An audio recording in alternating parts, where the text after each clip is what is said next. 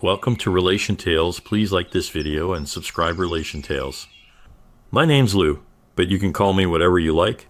I'm married to Ruby, and we've been together for 4 years. We haven't decided to have kids yet because we enjoy our freedom a lot. Maybe we'll change our minds later, but not until we're older. Both of us grew up poor and didn't meet until we were 18 at a college event. Ruby did really well in college and now works as an accountant. I didn't do as well in school, but I'm good at working hard and doing business. When I was 15, I started cleaning in local stores and offices. By the time I was 18, I was managing 30 workers and had contracts with big companies in town. Ruby was job hunting and I needed more staff. When she approached my table at the event, she handed me her resume and said, "I'm not looking for a cleaning job, but maybe you'd like my phone number." I called her before she even reached the next table and asked her out to dinner the next evening. We tied the knot. Thanks to the event, Ruby landed a job in the purchasing department of an engineering firm, starting from the bottom rung. After 8 years, she ascended to head both the purchasing and credit control departments. Consequently, we enjoyed a comfortable lifestyle on dual incomes without children. Meanwhile, my business flourished, becoming the city's largest office and store cleaning company after acquiring 2 competitors. Typically, cleaners and security guards are the first to notice unusual occurrences in offices, sparking conversation among staff. About 4 months ago, while I was working at my desk, my secretary told me there was a man waiting to see me in the reception area. She gave me his business card, which said, "Ross Evans, private detective." I told her to bring him in. When he arrived, I greeted Mr. Evans and shook his hand. I asked him why he was there. After we said hello, he sat down with a smile. "Before we start, could I have some coffee?" he asked. "I haven't had any all day, and I really need a cup." I understood completely.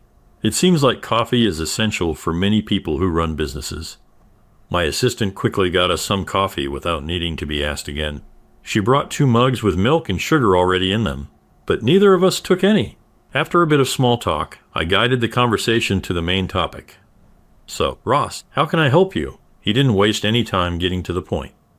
"Please, just call me Ross," he said. "I work as a private investigator. My client suspects his wife might be having an affair or getting close to one. She works as an accountant at Stevens Piping, a company that gets supplies from A.M. Metals. They recently hired a new salesman, Alistair Clark. He has a reputation for going after married women.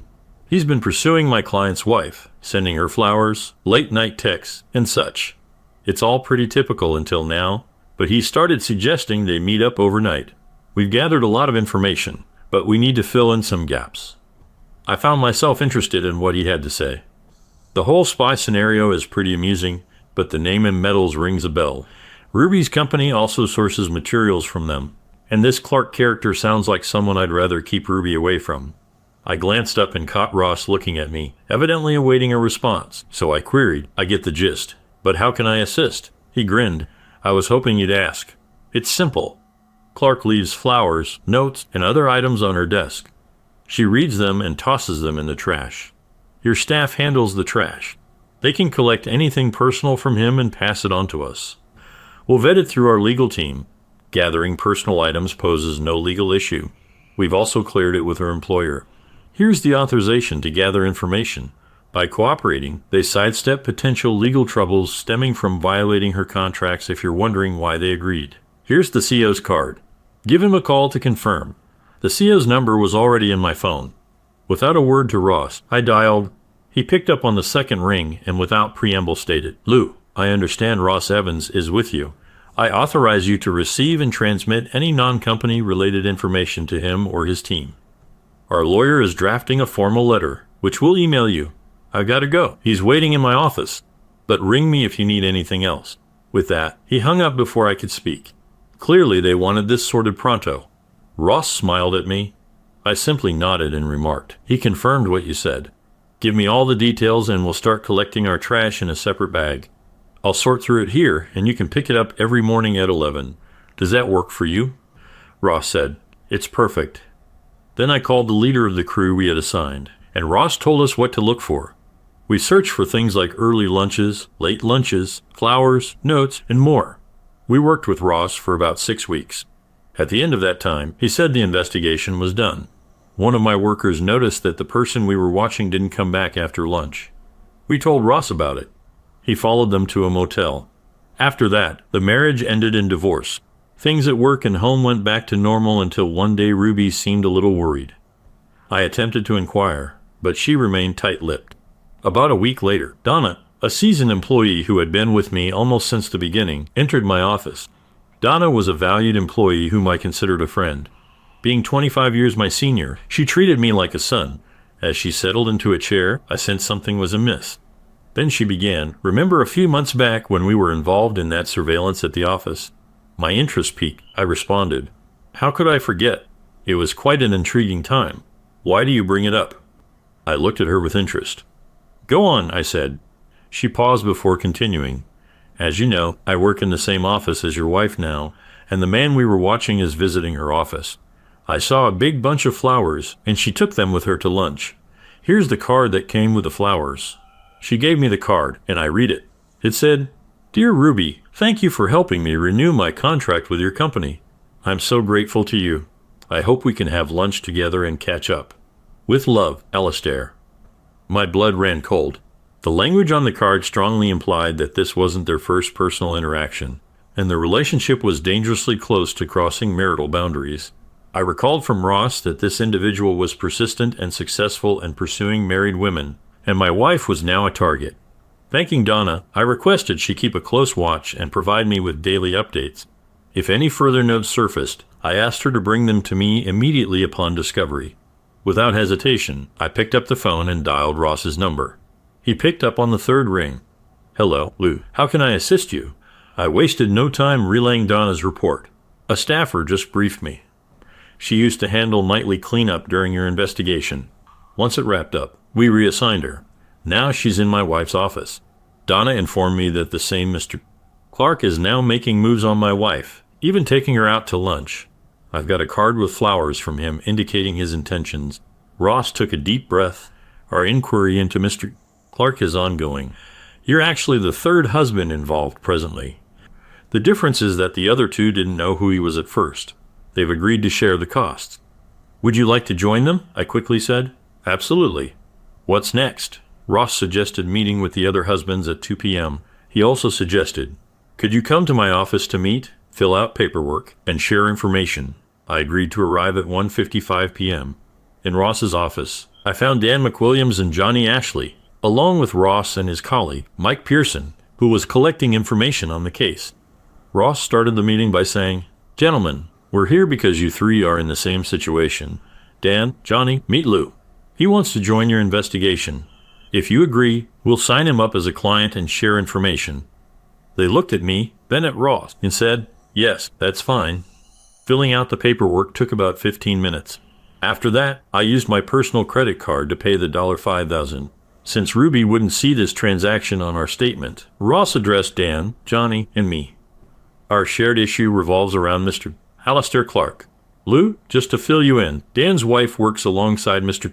Clark at a metals, while Johnny's wife is employed by the school board, which sources metals for tech classes in schools. Mr. Clark follows a well-rehearsed routine. He pursues women at their workplace with flowers, messages, lunches, and often attempts to lure them to a motel after lunch. He employs the same tactics with married women, pressuring those with children into infidelity, and coercing childless women to request free passes from their husbands.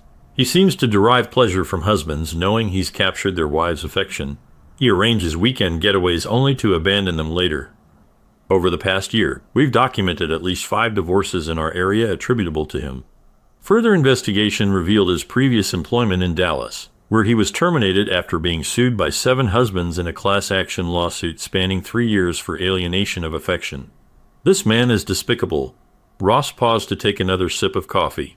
"Lou, are you assigned to clean at a metals or the school district office?" "As per our last check, if you collect trash from your wife's bin, you're free to use its contents unless there's a confidentiality agreement in your contract with the company you're cleaning for." I shook my head. "No, we aren't." Neither was my response. Ross acknowledged, "That's unfortunate. Nonetheless, continue gathering garbage from your wife's bin." "Who covers your wife's phone bill?" I replied. "My business does." Ross grinned and inquired, "What's her phone number?" "Samsung," I stated matter-of-factly. "Great. Please complete this form granting us permission to retrieve data from her phone. He then handed me a paper with a QR code and added, "Scan this code on her phone, it'll direct you to our server. Use the username and password given, and a program will be put on her device. This program will send all calls, messages, emails, and WhatsApp chats to us. We know he usually uses a mobile phone to avoid his spouse answering calls at home." The meeting ended with Dan, Johnny, and me sharing phone numbers and making a WhatsApp group. Ross and Mike joined too, to share information easily. When I got home, Ruby was already there, looking worried. She held onto her phone tightly and seemed distant when we talked. She went to feed the dog, taking her phone, which was unusual. When I asked about her day, she said she felt tired after a strange day and went to bed at 9:32, much earlier than usual. I stayed up until our usual bedtime, then looked for her phone. It wasn't where it usually is, so I went to our bedroom. I saw a telephone cord near the bed, and when I looked closer, I found her phone under her pillow. It bothered me, so I went to bed feeling worried. Luckily, she got up in the middle of the night, which gave me a chance to quickly scan the QR code, put in the details, and return her phone without her noticing. The next morning, before she left for work, she wandered around the house without saying much. If I hadn't talked to her, she wouldn't have said anything. Around 11:30 a.m., Mike called from Ross's office. They had completed analyzing the initial data dump, and he began to elucidate. She established a new email account, seemingly exclusively for his use. Conveniently, this aids our investigation. Initially unaware of his means of communication, we're now endeavoring to hack into his email. His correspondences are aggressively persuasive. He coerced her into discussing how you were her first and only, insinuating she needed to explore new experiences to invigorate the marriage. She shared lovemaking details of your life, which he absorbed and weaponized to his advantage. He hinted at spicing up your bed life and likely proposed a weekend rendezvous during their recent lunch.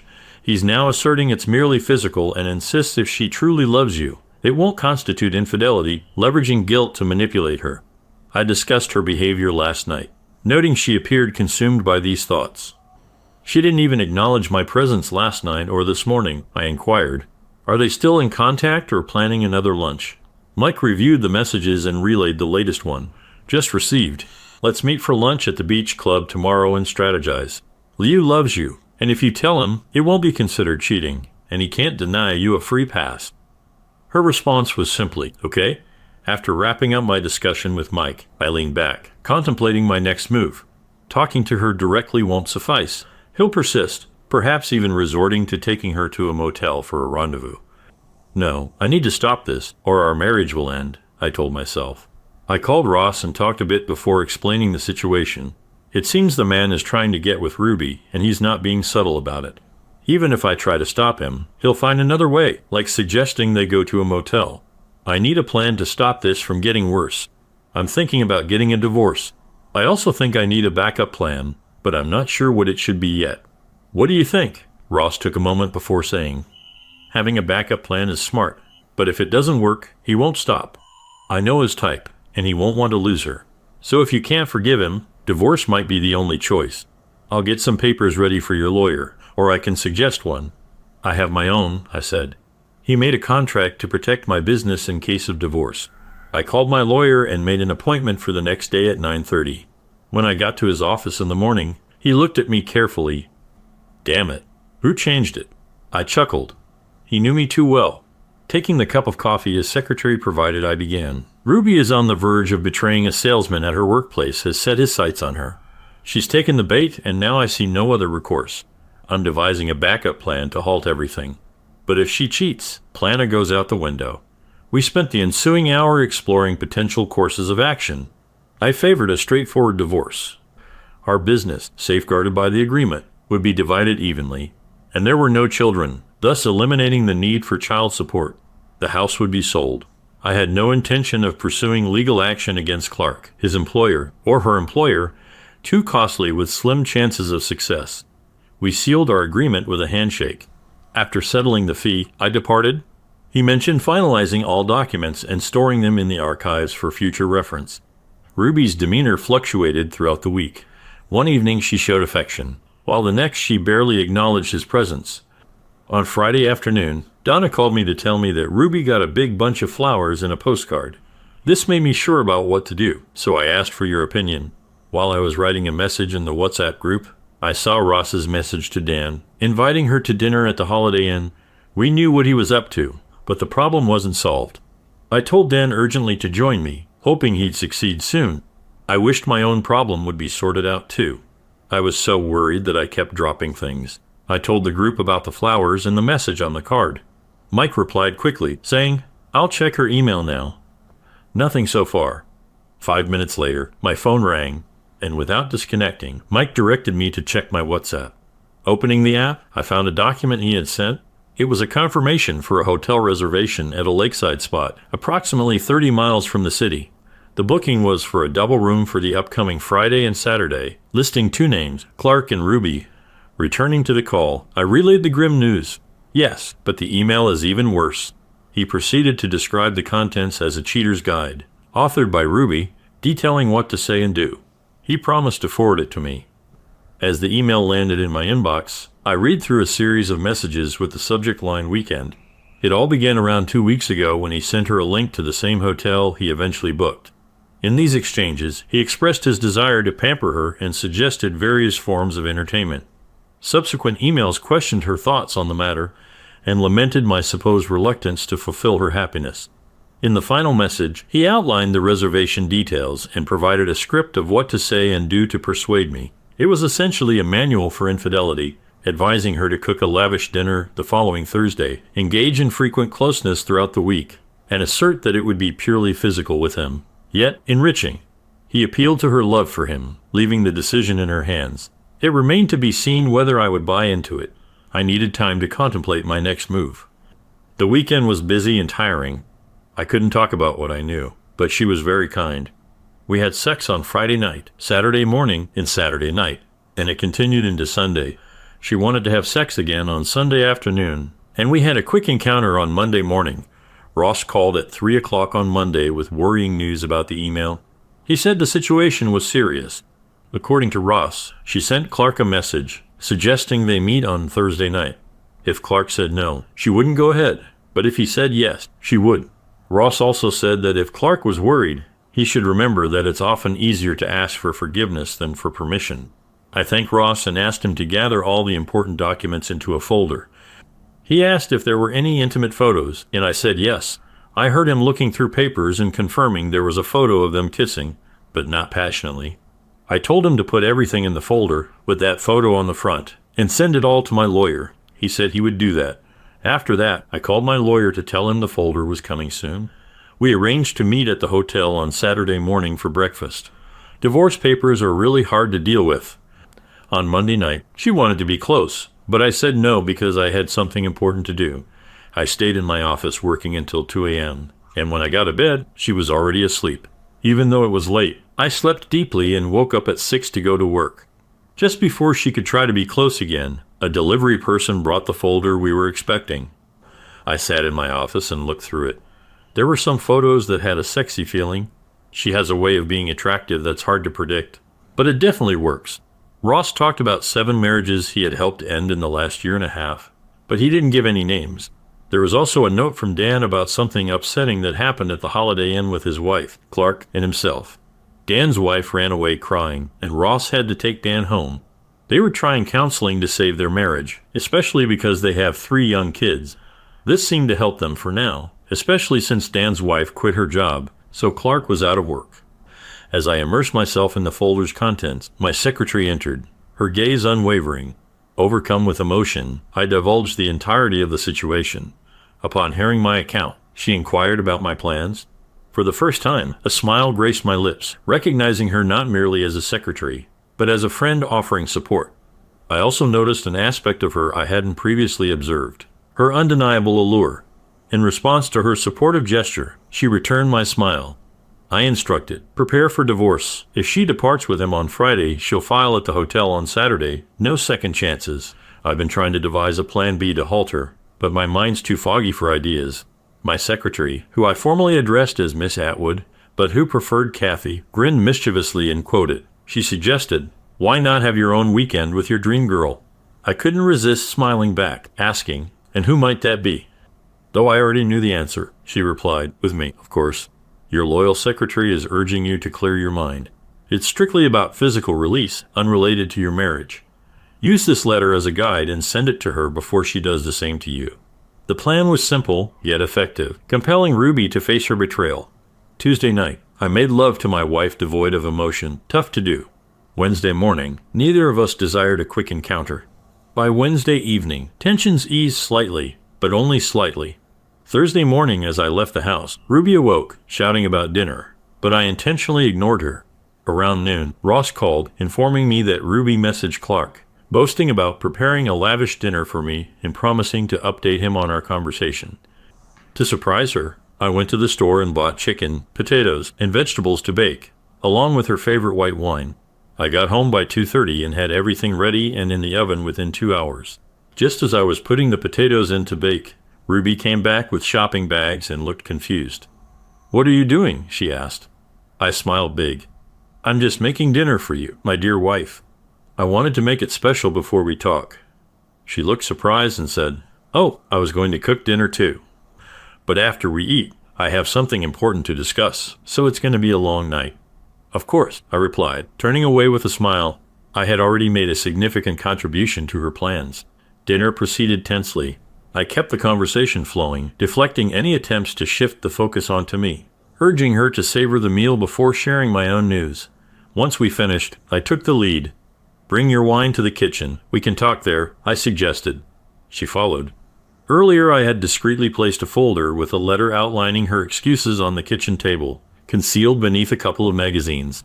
Now I removed the magazines, revealing only the printed document. "Ruby, you know I cherish you and would never intend injury," I began. "But we wed young, and my lack of experience became apparent. Lately, my new secretary, Miss Atwood, or Kathy as she prefers, has been confiding in me. Her tales are captivating. I could listen for hours. Now, I need to clear her from my mind before we commit to spending our lives together. I've arranged a hotel stay with her for the weekend. It'll be purely physical, a chance for me to blow off steam and pick up some new techniques to try out with you later. It doesn't affect my love for you or our marriage. I'm telling you beforehand so it won't be seen as betrayal. I trust your love for me enough to allow me this one weekend outside of our marriage, knowing it won't impact us." Ruby's face flushed crimson, on the verge of exploding. She declared, "Over my dead body, and I want this woman gone by Monday morning or we're finished." Her reaction eased my tension and I erupted into laughter, remarking on her expression. It was priceless. Then, realization hit her. Every response she planned to give me, I had already anticipated. I closed the folder and handed it to her, revealing a photo of her kissing Clark on the cover. Her complexion turned ashen as she whispered, "You knew and you played me." I smiled. "Yes, I did. Your reaction is exactly what mine would have been if things were different. But I didn't book a hotel for us like you did. Unlike you, Miss Atwood and I never had lunches together, kissed, or talked about love or being close. My story was made up. But yours is true." As I talked, she looked through the folder and saw how much I knew. Dates, times, photos, emails, transcripts of calls. Everything was there. She was really angry. "You followed me. You violated my privacy. How could you?" I remained composed. "That's all there is to it. Time to take action or not. I love you, but you need to understand there's a boundary, and you're teetering on it. You got yourself a boyfriend, engaged in an emotional affair, and planned to make it physical. You've humiliated me and jeopardized our marriage in the process, and yet you're angry at me for trying to intervene. I thought we could work through this, but maybe I'm mistaken." I responded, more sorrowful than angry. "What do you mean by humiliating you and wrecking our marriage? I never intended anything like that. It was separate from our marriage." "Obviously," she retorted, citing from the infidelity playbook. "Why should this affect us? Listen to what you're saying." I echoed her words and then pointed out, "You responded to me as if I said the same thing over my dead body. So why is it acceptable for you to cheat, but not for me?" She inhaled deeply as if preparing to speak. I raised my hand and interjected, "There's no such thing as a free pass. If you go with Clark, it's cheating. Even if you inform me beforehand, it won't change the situation." She averted her gaze and murmured, "I can't process this right now. I need to be alone." With those words, she rose abruptly and dashed upstairs, taking the folder with her. I heard the bedroom door shut and the lock engage. I tidied up the house and settled at the table. Ross had provided me with a tablet to access a server displaying all of Ruby's phone activity. I sat down and logged in. She was messaging with Clark. As I read her messages, I found her first one interesting. She was worried about someone watching them and having copies of their messages. When she got home, her partner had dinner ready and seemed to know what she was thinking, which made her angry. Later, he showed me a folder with all the details, including the reservation. Clark wasn't sure what to do. He didn't see it as a problem. He suggested telling the other person that everything was arranged and that they had to go through with it. He said they should talk about their love and question the other person's feelings. He seemed desperate. When I tried to follow his advice, my partner didn't agree. He said it would embarrass him and hurt our marriage. He insisted that even seeking his permission would be considered cheating. Feeling conflicted, I couldn't proceed. Despite the potential enjoyment of the weekend, I couldn't risk my future with Lou. Seeing his disappointment, I realized all his efforts and resources had been wasted, and he decided to take a significant risk. She was asked if she thought her husband would divorce her. She replied negatively, expressing doubt that he would find another woman like her. The suggestion was made for her to pack her bag and bring it to work to gauge his reaction. If that failed, they would proceed with the weekend plan, followed by seeking forgiveness on Sunday. Despite recognizing the nonsense, she fell for the suggestion. She concluded that if it seemed like her husband might leave her, she wouldn't proceed with the plan. She planned to see the person the next day. As she started thinking more rationally, he knew how to reassure her. I put away the tablet and started watching TV. Though my mind was preoccupied with everything, the decision was made to file for divorce on Saturday, though there was contemplation about postponing it. However, once initiated, there would be no turning back. The decision was made to proceed with the filing the next day, with the intention to demonstrate seriousness in a different manner. I phoned my lawyer and disclosed everything in detail. Hey, I dropped the bomb on her, and Clark informed her that I'd forgive her. She's planning to pack her bag to see how I'll react. I don't want to start a divorce until they've slept together. Can we show her how serious this is? My lawyer had a good idea. He said we could give her a letter with a warning. We'll say that we know she's planning to cheat on Saturday. If she does, we'll start the divorce process on Saturday morning at the hotel. I thought we should make the letter longer and give it to her at her office, with Clark there if possible. What do you think? It'll show her that I'm serious. She said Clark would pick her up for lunch. I said we should give her the letter around 11 o'clock, even if he's there. Her employer would understand the situation. He's traditional and won't approve of her actions. But what would really upset him is if a process server showed up and caused a scene. About an hour later, the lawyer sent me a draft of the letter, perfectly suited to the circumstances. It detailed all the pertinent information and made it clear that she would be served. On Saturday morning, I sent a response confirming my approval of the plan. I checked the tablet. There were no further messages between Ruby and Clark, so I retired for the night. I tried to open the bedroom door, assuming it would be locked, but found it unlocked instead. When I went in, I saw Ruby in bed, like she was expecting something romantic. Her bag was packed and by the wall, which caught my eye. I noticed her choice and said it seemed like she picked Clark over our marriage. I didn't wait for her to answer. I just left and went to the guest room. She begged me to stay, but I didn't say anything. I lay on the bed with my clothes on and realized the letters were made up by someone else and didn't show the truth. But seeing her bag packed for a meeting with another man made me feel deeply hurt and betrayed. I felt really sad and cried all night. The next morning, I heard Ruby coming downstairs. I went back to our bedroom to shower and change, but my bag was gone. I wondered if she had taken it downstairs, unpacked it, and stowed it away. After showering, I caught a whiff of coffee and bacon, deducing the bag was downstairs. Entering the kitchen, I met her gaze. Noting her nervous demeanor, my initial reaction was to encourage her, urging myself not to hold back. I suppose this lavish spread is an attempt to showcase the kind of wife you'll be if you choose to sleep with another man, but it won't sway me. If you go through with this, it's the end for us, I declared, deciding to lay it all out during our conversation.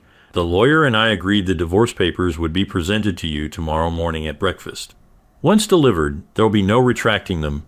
There won't be forgiveness if you return home tonight. We'll commence counseling to rebuild trust and prevent a recurrence. Don't even consider returning. You're not welcome here. Turning to leave, she implored, please stay for breakfast. We need to discuss this. I faced her and replied, we've already had that discussion.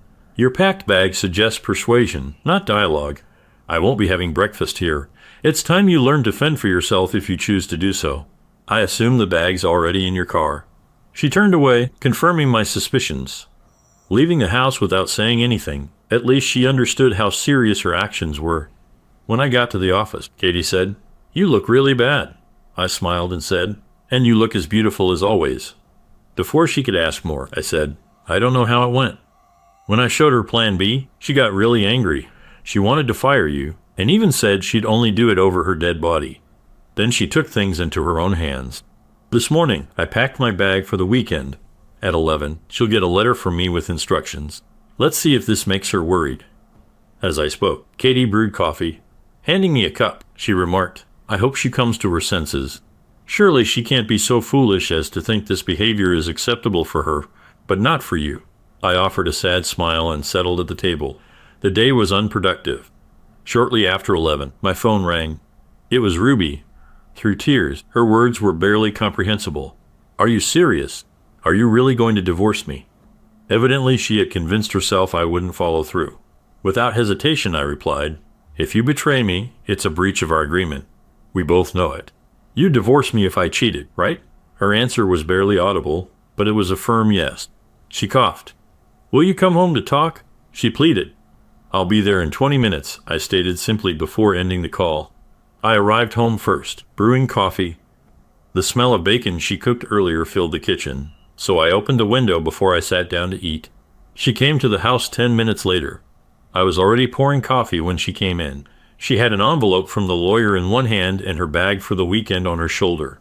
She left her bag at the door and stopped. I felt like she wanted to come to me, to hug me, but she wasn't sure if I would want that. I took the coffee to the table and asked her straight away. "Are you still planning to go to the hotel?" she said. "How can you even ask that after sending this? Of course I'm not going. I love you. I want to be with you. I know you'd never allow it. So everything is canceled. Now do we need to mend our marriage, or will I still be served?"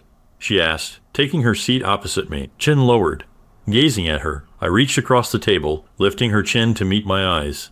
"You'll only be served if you show up at the hotel. No hotel, no papers.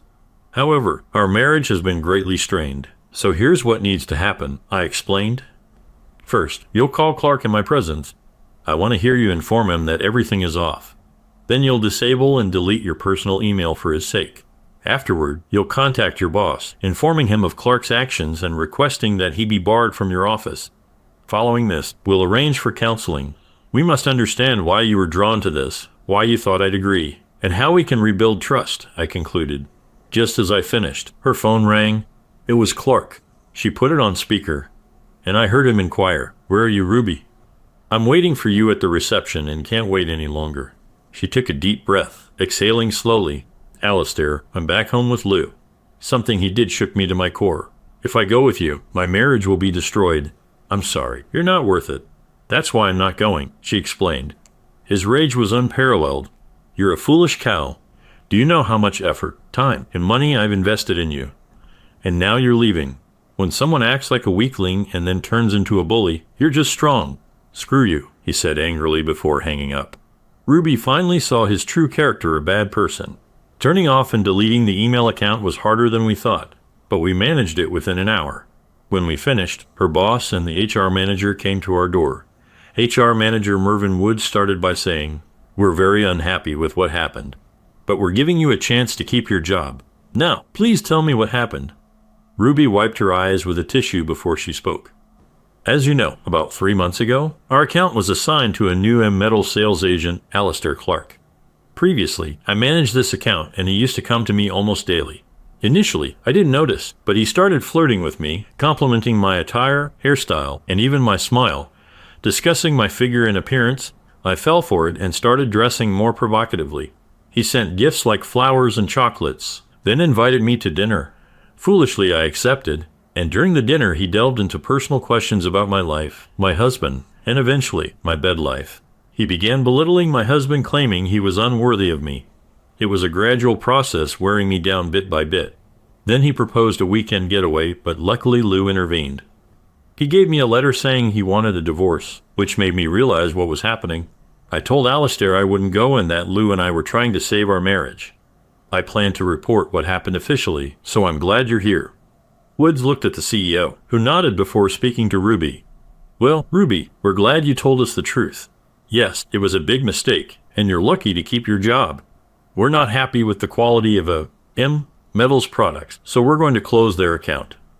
Consequently, Clark will be permanently removed from the office.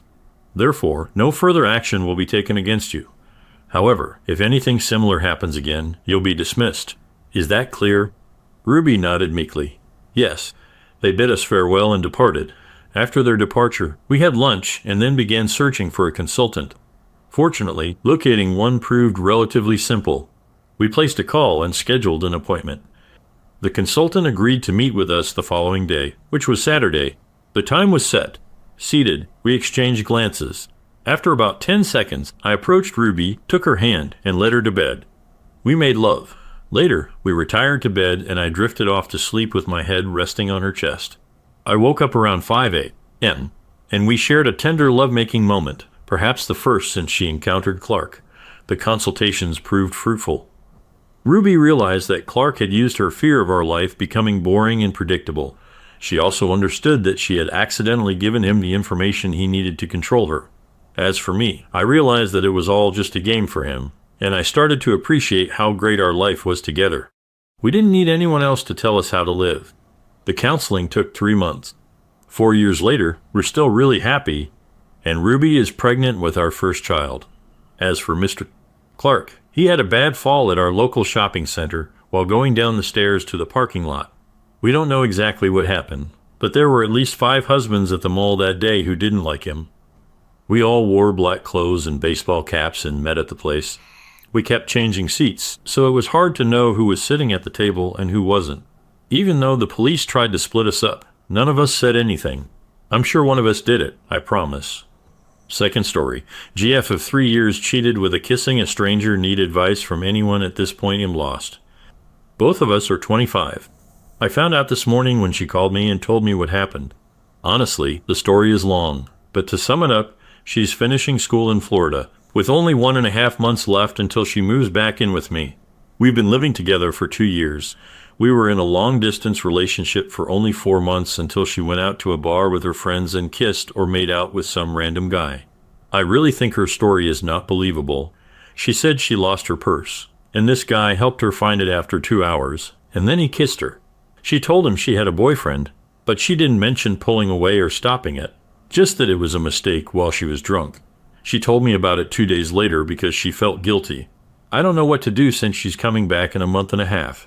We've invested so much time in building what we have, and we're planning to start a family. I already told her not talking to her till I figure things out. Either I'm moving out and moving on, never look back, or I try to forgive her and move on with our lives. I just don't know how I will ever be able to trust her again.